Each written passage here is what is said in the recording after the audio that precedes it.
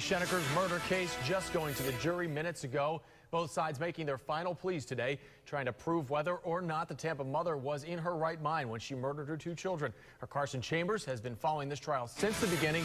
And Carson, it all comes down to this.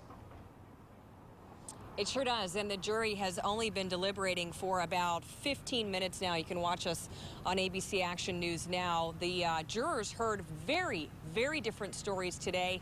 The state says that Julie Schenecker was isolated, angry, and upset with her husband, and the defense says she was insane. This defendant's evil acts were spawned by anger, depression. Seething anger, the state says, boiled beneath Julie Schenecker's surface, then dripped in pen ink from a handwritten journal. She wanted Parker Schenecker to find the horror, the massacre that she committed. Colonel Parker Schenecker said he and the kids would go on with or without her after Julie got out of alcohol rehab in 2010.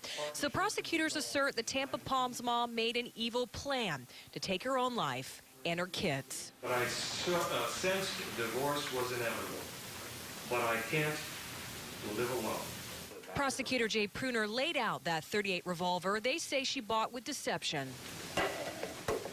And the rest of Julie's premeditated plan for a Saturday massacre to end her pain and get even with her husband. Mr. Schenecker was probably safer in the Middle East than he was in the bed next to her. But her defense says Julie wasn't angry. To be together in heaven, it's not about anger. They tell jurors the mother was insane, a biological disaster. Her mind is clouded. She didn't choose this illness. This illness chose her. Driven by psychotic thoughts, they say Julie wanted to save her kids, the embarrassment of her suicide. She's going to end it.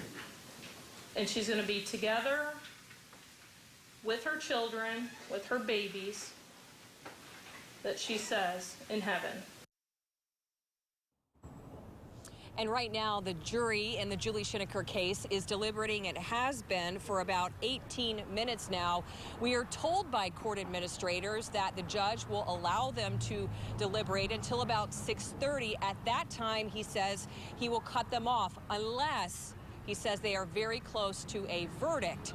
So we'll be here keeping tabs on what happens and bring it to you live if we get a question or word of a verdict. Live in Tampa, I'm Carson Chambers. Back to you.